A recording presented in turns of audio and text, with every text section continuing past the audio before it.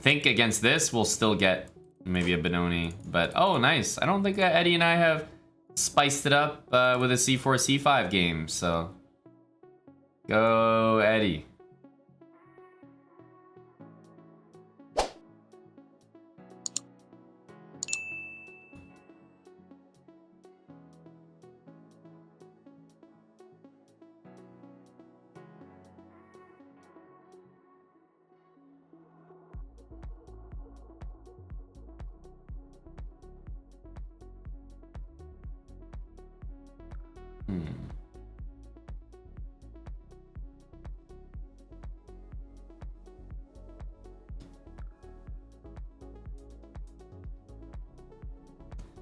I'll play this. Rather unorthodox. Definitely the main line is just F3. Like, plain and simple.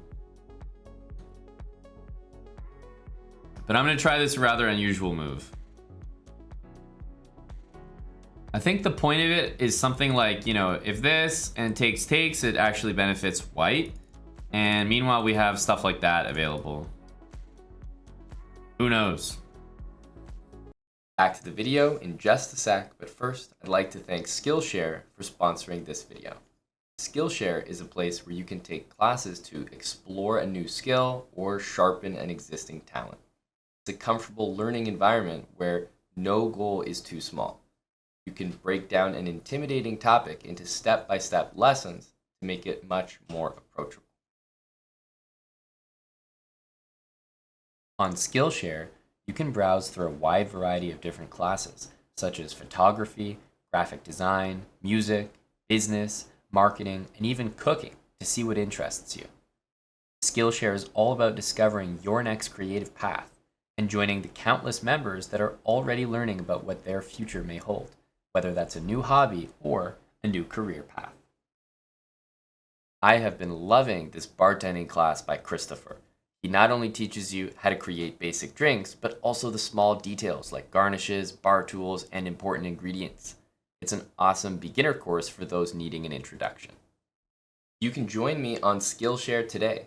The first 1,000 people to use the link will get a 1-month free trial of Skillshare. The link will be in the description below the video.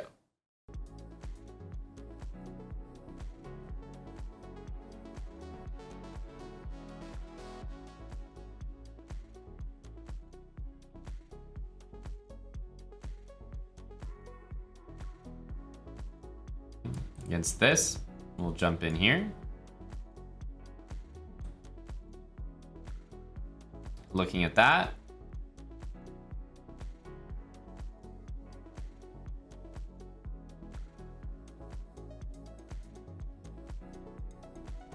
And this should be a significant advantage for me.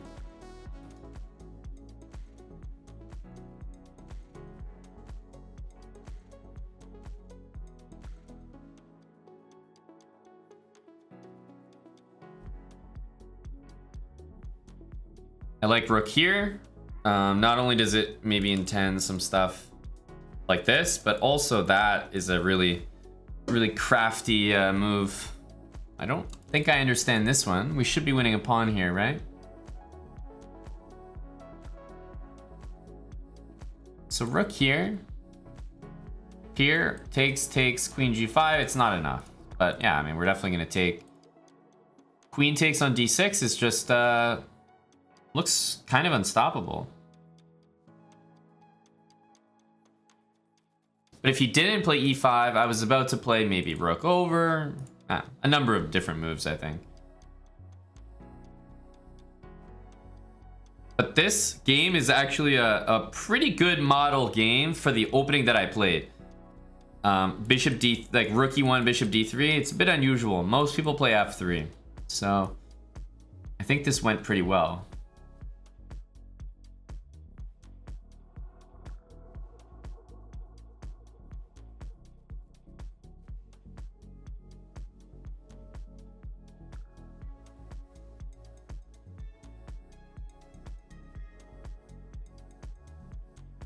Bishop controls the knight, which is nice. King here, we'll have to move the rook back.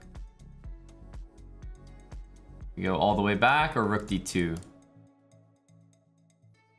Trying to think here.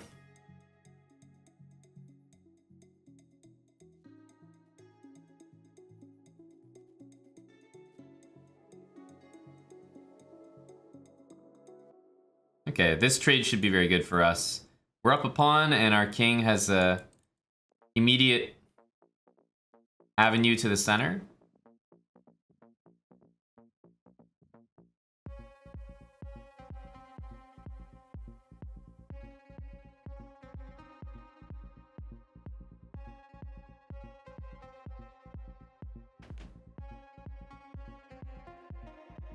This is not a threat, so we definitely have a moment here.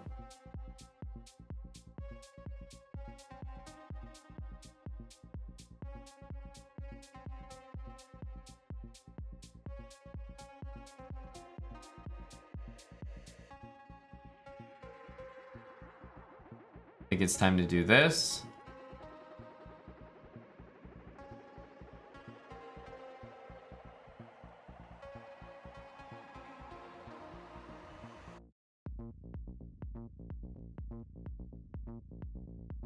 And h4 is usually a nice move to get a pass pawn.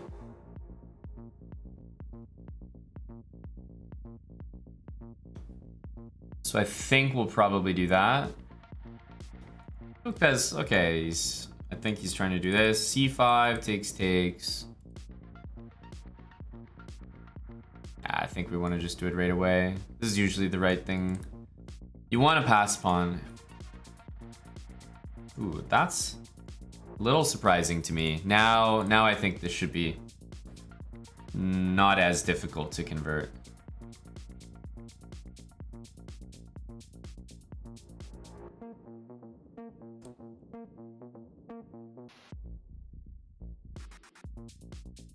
Yeah. King d5. After knight here, also bishop e4 is a good move.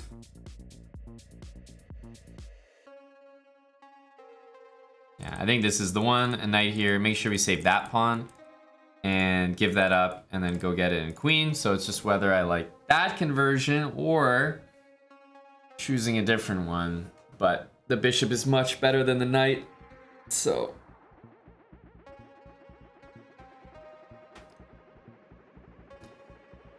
let's do this. Looks cleaner.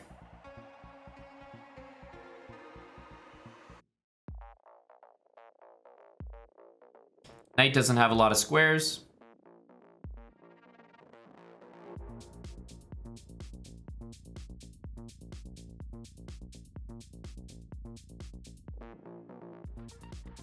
I think the most important thing here is when he takes, we don't take back with the pawn. That's closer to the king. You want the pawn as like far removed as possible. So I think it's actually really important to have a B pawn like this.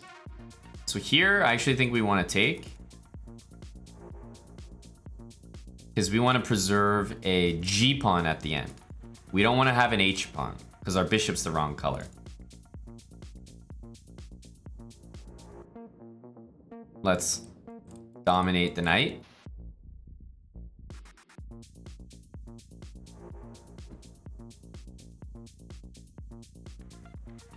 Now this pawn should go all the way, even if his knight sacks for it though.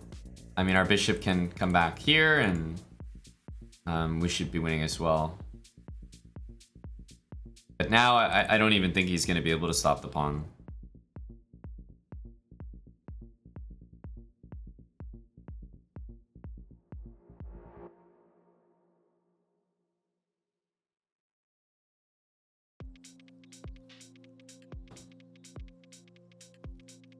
It's always a good thing to remember.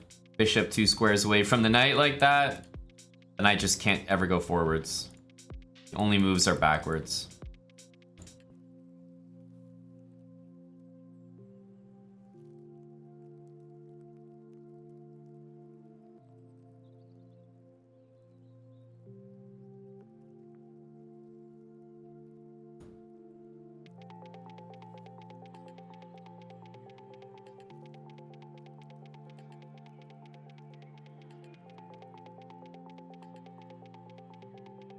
Good game, Eddie.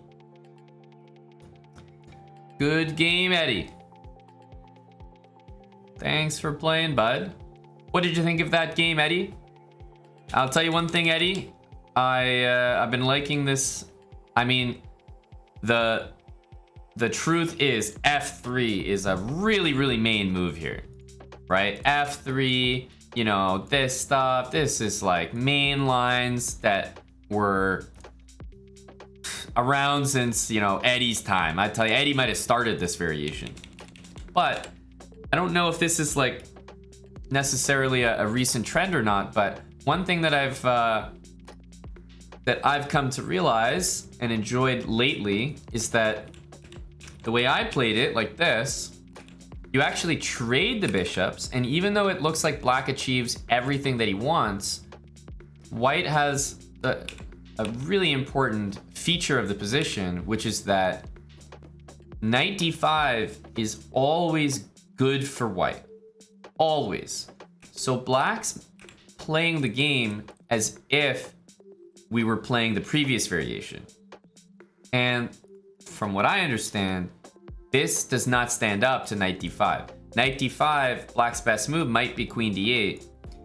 White's idea is to play rook e3 and to play rook h3. And the threat of queen h6 will often win. Like, for example, here,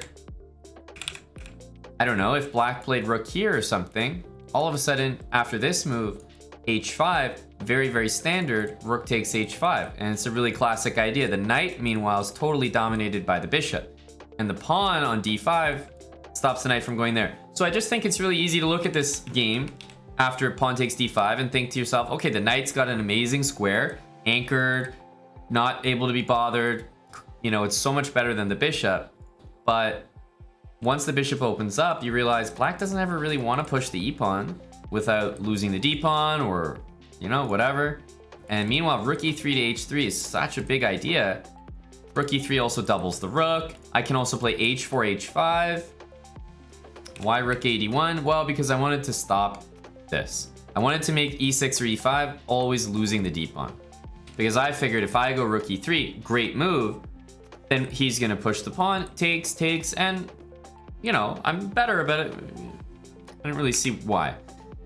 Exactly. So I wanted to put pressure on this, and then I played rook e3. And now, if he wants to play the move like this, to threaten this, well, now comes rook h3, like I said. And the only way to deal with this pawn seems to be h5, and you just take it. Queen g5 will win the game.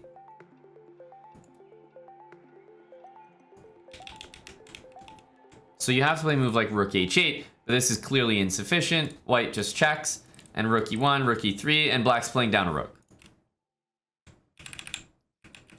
So, I don't know. I just think that positionally, you can look at this and think, oh, the knight's amazing, the bishop's bad. But surprisingly, the position actually works out. And if black doesn't play what Eddie played with queen b6, then you wonder what else black can do. It's like, okay, you play e6, I play rook a d1, nice and simple. So you can't really play e6. Well, then you start to think, okay, well then what's the move? Like queen c7, you know, rook a d1, there's no e6, but I might not even play rook a d1. I might even just play knight d5. Exact same thing. Black does some move here, I'm gonna go knight d5 next. Bishop takes, pawn takes. Bishop opens up, white's play is so easy, so telegraphed, but you just can't do anything about it. So I just think knight d5 is so easy to execute. And you don't play f3 because you need your rook to be able to swing over to h3. So I've been enjoying playing the Maroczy bind like this lately, without f3, without h3, and playing rook e3 and using the h3 square. And you always give black a bit of a culture shock because black plays knight d7, wants you to trade, and then you just trade. They want knight c5, and they just give them knight c5. They want a5, you're like, I don't care. They want queen b6, and then this. But they want that, and then they take, and then, wait a minute, black got everything that they want, but they're much worse. So that's why I like it. It seems to be highly effective against black's, you know, principal idea. Good game, Eddie. You're absolutely right, Eddie. This was the right decision to give up the pawn. I would have made the same choice.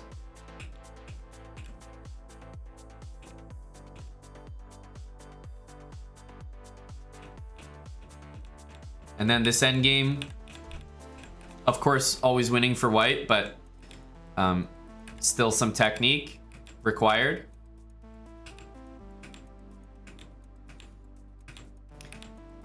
Maybe it doesn't matter that much, but I think it's relatively instructive to always have a pawn as far as possible away from the king and the other side of the board. This would be winning as well, but I think that you want the b pawn.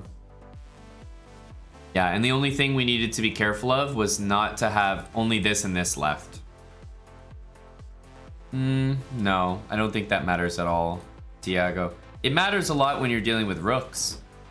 Or maybe if the king's in front of the pawn. Like if this king is in front of the pawn, I think it matters a lot because you want to be able to kick the king out of the square. But when the king's nowhere near the pawn and the only thing you're doing is running your pawn up the board and trying to avoid your opponent sacking for it, you just want it as far away as possible.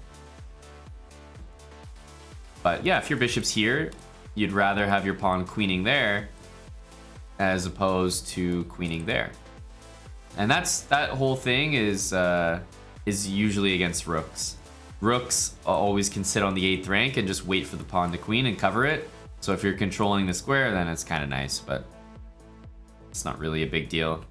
It's very important for a corner pawn. The only reason I mention that is because these two pawns left would be a dead draw.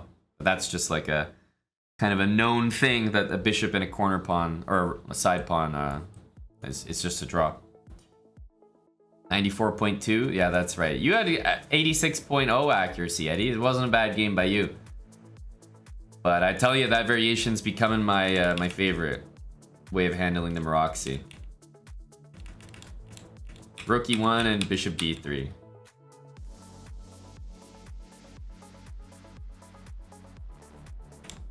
You can do something similar by playing bishop f1, and it's kind of the same idea with rook e3, but now you only have this idea, and if h5, you can't sack. That's why the bishop is nice on d3 for later.